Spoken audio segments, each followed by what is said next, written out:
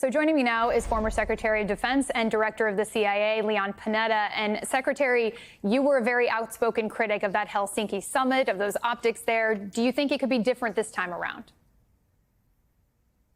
Well, for the sake of the United States or for the sake of the world, I hope it is, because that press conference in Finland was a disaster. To have the President of the United States stand up and say that he accepts Russian intelligence over the United States intelligence sources was a disaster. And it made the President of the United States look very weak as a result of that.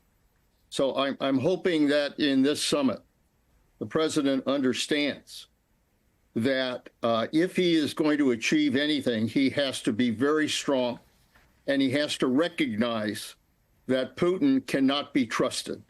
That's what intelligence really tells us, that Putin cannot be trusted. So should the president, no matter the outcome here, stand on a stage and answer questions from reporters with Putin? I worry about that because of what happened in Finland. I think it would be far better for the president to have a separate news conference and Putin to do the same thing. But it also depends on what happens at this summit. I suspect, look, the only predictable thing about this summit is that it is totally unpredictable in terms of what will happen. I think that if this becomes a summit in which each are trying to feel each other out, in which there are no clear decisions about where it's headed, then it's really going to be a question of what was the value of having the President of the United States and the head of Russia actually sit down. I think the key here, very frankly, is that the president cannot walk away from this summit without getting a ceasefire. A ceasefire is critical right now. We've got to stop the killing. The president himself wanted to get a ceasefire. Zelensky agreed to a ceasefire. Putin is the one who refused to accept the ceasefire. The one thing that has to come out of this summit is a ceasefire, and hopefully then an approach to getting both Putin and Zelensky together to talk about territorial issues and to talk about future security. That would be the best result. And if that happened, then I'd say they could have a joint press conference. But if that doesn't happen, they better each go their own way. And it seems as though Putin could be using this to size up President Trump, his seriousness about making good on his threats. And from your experience with the CIA, you know Putin is a former seasoned KGB officer. How could he leverage intelligence to try to maneuver this meeting with Trump? Oh, there's no question he will. I think it was my friend Bob Gates who once said that when you look at Putin, what you see is KGB, KGB, KGB. And that's true. He is a former KGB agent. He knows how to use intelligence. He's tough. He's got an encyclopedic mind. As I said, he cannot be trusted, and he will try to manipulate the president.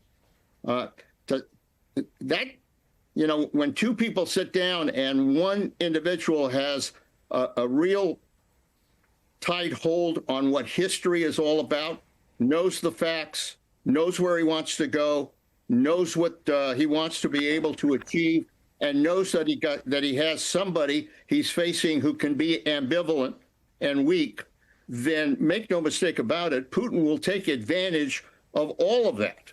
And that's where the President of the United States has to recognize that he cannot be manipulated in this meeting. He's there because he wants peace. And that's what should be achieved. And if that is not achieved, then this will be a win for Putin in every way.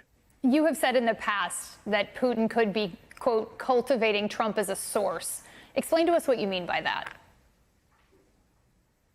Well, look, Putin operates in the intelligence world. That's what he's about. And he will try to work with individuals where he believes he can achieve better intelligence on what they're up to and what they're doing, and then try to develop an approach to that individual that will give Putin and Russia the edge. That's the way he works.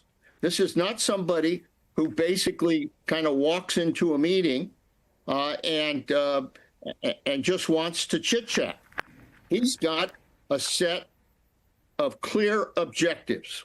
I mean, that's one of the problems in this summit is one of these individuals is well prepared, knows history, knows what he wants to achieve, and is very tough, cannot be trusted.